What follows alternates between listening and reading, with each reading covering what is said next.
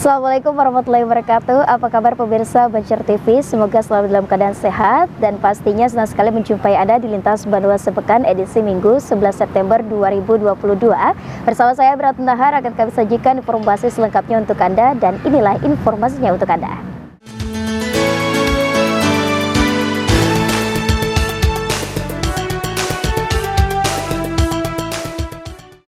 Ya pemirsa, mengawali jumpa kita kali ini, kenaikan harga BBM membatik reaksi seluruh elemen termasuk dari Lembaga Swadaya Masyarakat KPK APP Kalsel yang menilai hal tersebut kian menyengsarakan masyarakat. Saat itu juga pemirsa, aksi unjuk rasa juga dilakukan ratusan mahasiswa yang tergabung dalam Aliansi Mahasiswa Banjarbaru dalam demonstrasi di depan gedung DPRD Kota Banjarbaru untuk menolak kenaikan harga BBM.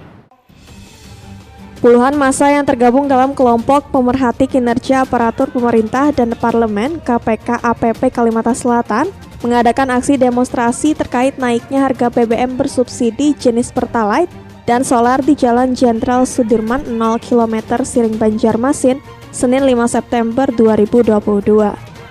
Menurut Ketua KPK APP Kalimantan Selatan Aliansyah, di tengah perekonomian yang belum stabil akibat pandemi COVID-19, kenaikan harga BBM ini kian menambah sengsara masyarakat.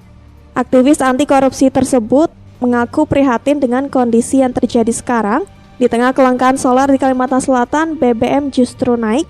Hal ini tentu berdampak terhadap sektor lainnya, terutama 9 bahan pokok.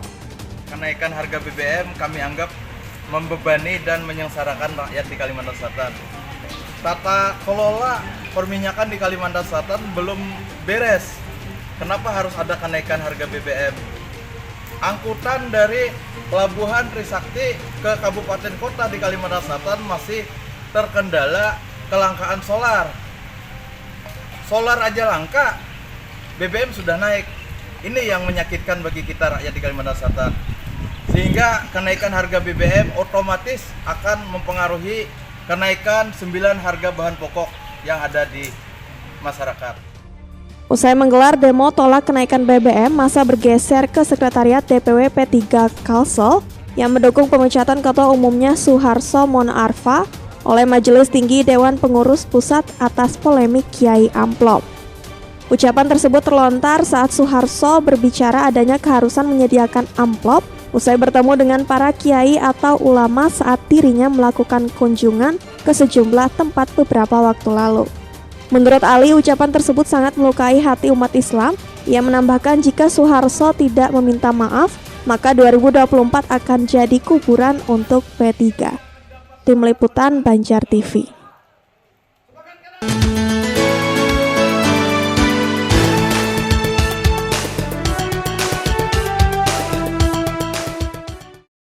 Ratusan mahasiswa yang tergabung dalam Aliansi Mahasiswa Banjarbaru menggelar aksi demonstrasi di depan gedung DPRD Kota Banjarbaru untuk menyampaikan aspirasi menolak kenaikan harga BBM sejak pukul 10 WITA. Demo ini diwarnai aksi saling dorong karena massa ingin masuk ke gedung Dewan untuk menemui Ketua DPRD yang masih dalam perjalanan.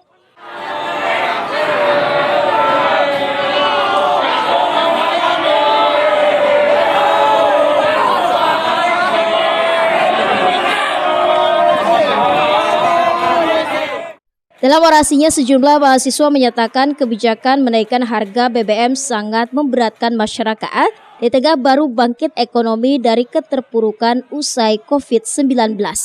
Oke, jadi keinginan kami dengan tegas kami menolak adanya kenaikan harga BBM ini. Dan kami ingin dikembalikan ke harga lebih semula.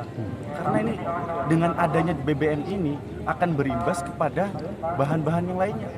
Kepada bahan pokok lainnya seperti sandang, pangan dan juga papan. Seperti itu. Langkah selanjutnya setelah ini. Langkah selanjutnya, oke.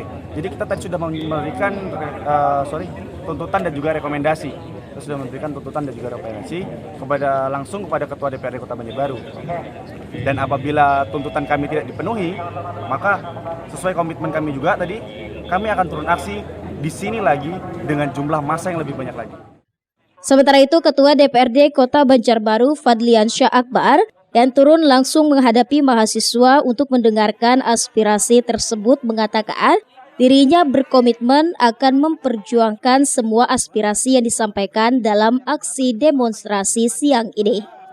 Jelas saya menolak kenaikan harga BBM karena harga BBM untuk saat ini dinaikkan ini sangat tidak pantas karena kita baru saja merencanakan pemulihan ekonomi dan juga langsung menaikkan harga BBM ini jelas sangat merugikan dan juga memberatkan rakyat. Kita sebagai DPR ini imbas dari kebijakan pemerintah pusat dan dikeluarkan Presiden kenaikan harga BBM. Jadi mau tidak mau kita sebenarnya kalau rakyat jelas menolak. Dalam waktu dekat, DPRD akan menyampaikan aspirasi ini ke pemerintah pusat, kementerian, dan DPR RI sebagai wakil rakyat Kota Banjarbaru. Pihaknya juga sangat tidak setuju dengan adanya kenaikan tarif BBM ini. Rismana, Banjar TV. Selanjutnya, permasalahan kenaikan harga BBM ternyata berdampak pada bus Trans Banjarmasin yang terancam berhenti operasionalnya. Pasalnya, pemirsa, usulan penambahan anggaran Dishub Banjarmasin tidak sepenuhnya mampu diakomodir dalam APBDP 2022. Sementara itu, dengan tambahan anggaran dinilai mampu membiayai 12 armada bus Trans Banjarmasin beroperasi sejak pukul 7 pagi hingga 6 sore, termasuk gaji operator masing-masing 1,8 juta per bulan. Kenaikan harga bahan bakar minyak BBM jenis solar mengancam bus Trans Banjarmasin berhenti operasi di penghujung 2022 ini. Pasalnya, usulan penambahan anggaran oleh Dinas Perhubungan Banjarmasin tidak sepenuhnya mampu diakomodir di APBDP 2022. Kepala Dinas Perhubungan Slamet Bejo, usai rapat bersama Komisi 3 DPRD setempat menyatakan, di perubahan APBD 2022 hanya mendapatkan tambahan anggaran sekitar 1,3 miliar khusus untuk anggaran operasional bus Trans Banjarmasin dan taksi ceria. Trans Banjarmasin ini kan 3 koridor yang sudah operasional, yang kalau tidak ditambah anggarannya kemungkinan di bulan-bulan akhir Desember, November, bahkan Oktober itu mereka akan terganggu operasionalnya. Karena contoh BBM ini kan sudah naik nih, sementara usulan dahulu kan masih biaya yang dahulu, karena belum ada kenaikan, jadi kita harus perhitungkan. Nah, operasional mereka terkait kebutuhan BBM juga perlu ditambah dengan angka yang sekarang mengalami peningkatan atau kenaikan harga. Nah, dari anggaran yang ini kami kekurangan, sehingga kami perlu diperubahan. Berapa? Kurang lebih 1,3 lah untuk operasional Trans Banjarmasin. Menurutnya, dengan anggaran itu, operasional bus Trans Banjarmasin kemungkinan terhenti di beberapa waktu tertentu. Slamet menambahkan pihaknya punya utang BBM sejak Agustus 2022 serta gaji operator bus yang hanya dianggarkan untuk 10 bulan. Kekurangan gaji 2 bulan itu karena pembatasan anggaran dan rencananya diminta di perubahan APBD 2022. Murtasiah, Banjar TV.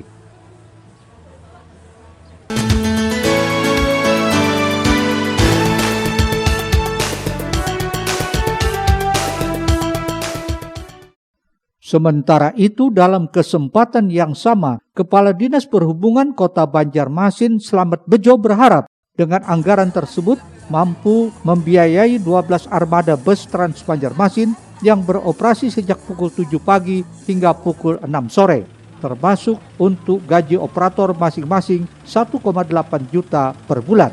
Kenaikan harga BBM saat ini, menurut Slamet Bejo, juga berdampak pada angkutan pelajar gratis, yakni taksi ceria. Teman-teman Komisi 3 akan turut memperjuangkan, tapi nanti juga akan dilihat berapa sih kemampuan daerah, masih mampu enggak dengan penambahan anggaran. Masih, jadi yang Trans Banjarmasin pemerintah kota masih full untuk tarif belum dikenakan, masih kan. Coba kajian kalau toh nanti bisa dipungut kenapa tidak, ya kita akan kajian, karena yang kebetulan Trans Banjarmasin ini kan sifatnya feeder daripada angkutan Trans Banjar Bakulang, jadi saling menopang. Bejo pun mewacanakan memungut tarif penggunaan bus Trans Banjarmasin di tahun depan. Namun sebelumnya akan melakukan kajian terlebih dahulu. Rishna, Banjar TV.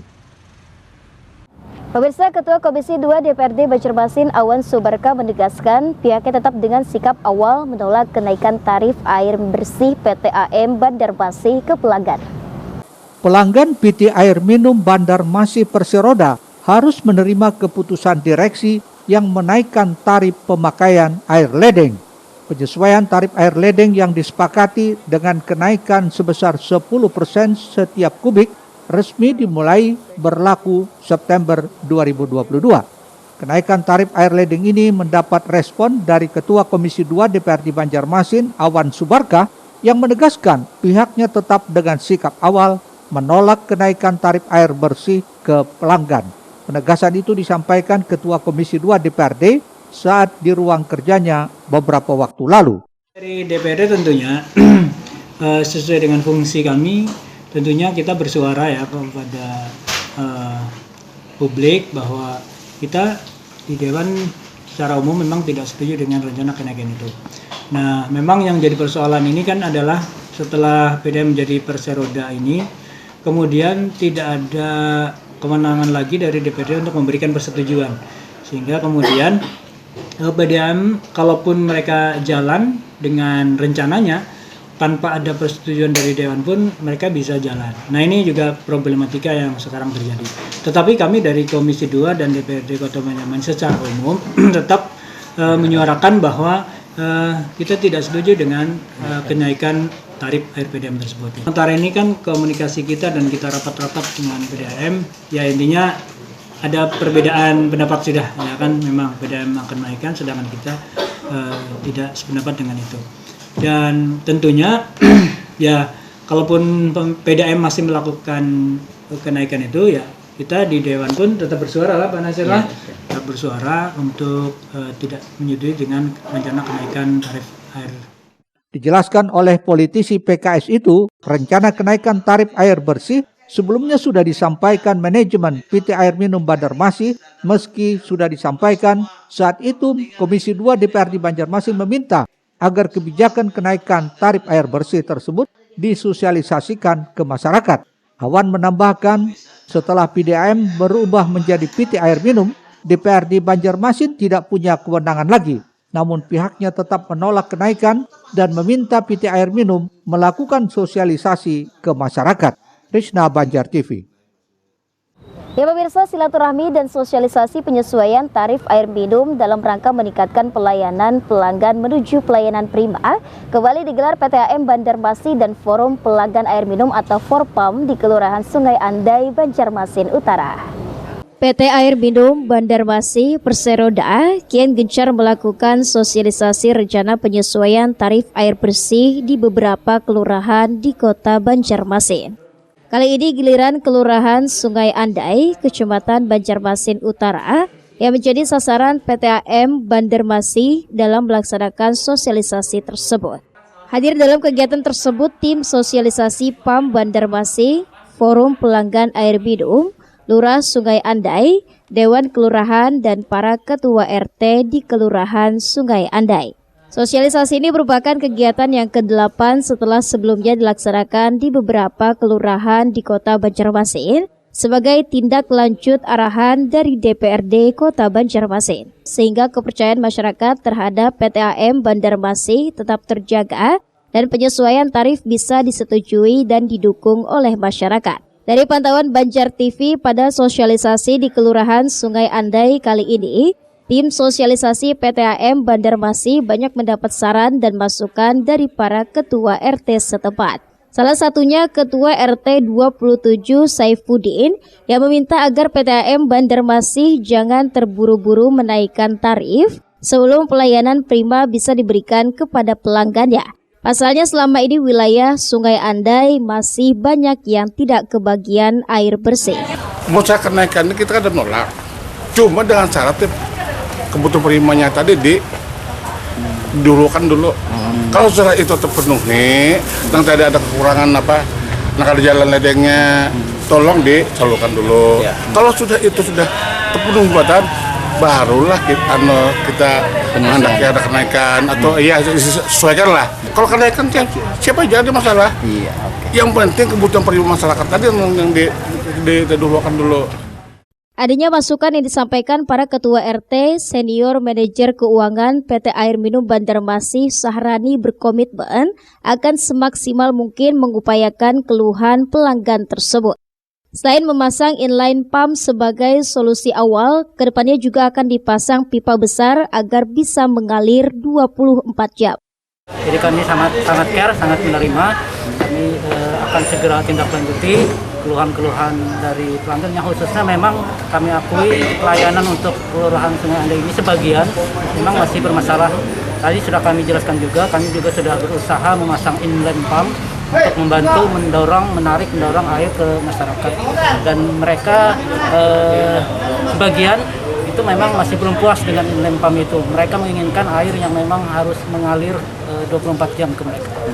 Ya, kami sudah rencanakan, tadi sudah dijelaskan Pak Ali Fatir dari bagian aset bahwa hari ini pun kami masih mengurus izinnya. Tadi teman-teman mengurus perizinan ke BWS. Mudah-mudahan ini bisa segera direalisasikan dan bisa meningkatkan pelayanan kami khususnya ke Kelurahan Sungai Andai. Sementara itu, Lurah Sungai Andai Dedi Fernandi menyambut baik adanya sosialisasi ini dan harapannya keluhan yang disampaikan warganya segera bisa ditindaklanjuti.